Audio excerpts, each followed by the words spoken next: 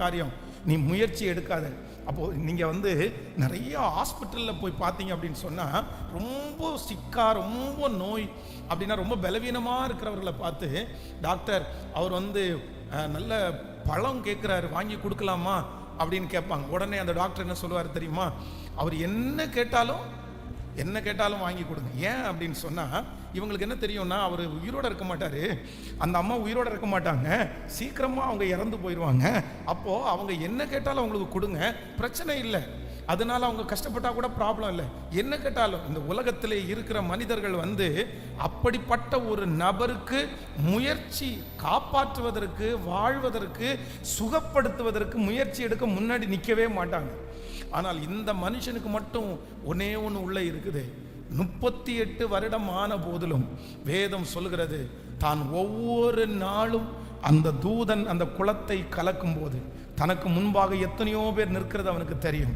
தனக்கு முன்பாக இருக்கிற நோயாளிகளுக்கு சுற்றி சொந்தக்காரர்கள் இருக்கிறது அவனுக்கு தெரியும். எத்தனையோ பேர் சுற்றி நிற்கிறாங்க, அவனுடைய கண்ணு பார்க்குது. அவனுக்குள்ள எவ்வளோ அவிசுவாசம் வந்திருக்கலாம். நான் உருண்டு போகிறதுக்குள்ளே அதை பாரு, குளத்துக்கு பக்கத்துலேயே அவன் போயிட்டான்.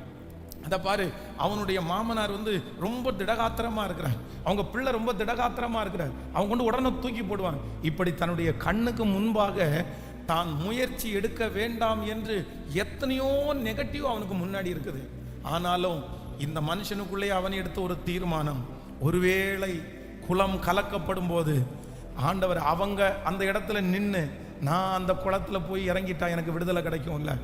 இன்றைக்கு இந்த சத்தத்தை கேட்கிற ஒவ்வொரு பிள்ளைகளையும் பார்த்து ஆண்டவர் சொல்லுகிறார், உங்கள் கண்களுக்கு முன்பாக முயற்சி எடுக்கக்கூடாத நூற்றுக்கணக்கான காரணங்கள் இருக்கலாம், நூற்றுக்கணக்கான மனிதர்கள் இருக்கலாம், நூற்றுக்கணக்கான தடைகள் இருக்கலாம். நீங்க இந்த பிரச்சனையிலிருந்து வெளியே வர முடியாது என்கிறதற்காக உங்களுக்கு முன்பாக ஆயிரக்கணக்கான நெகட்டிவ் உங்களுக்கு முன்பாக வைக்கப்படலாம். எப்படி நீ முயற்சி எடுக்கிற?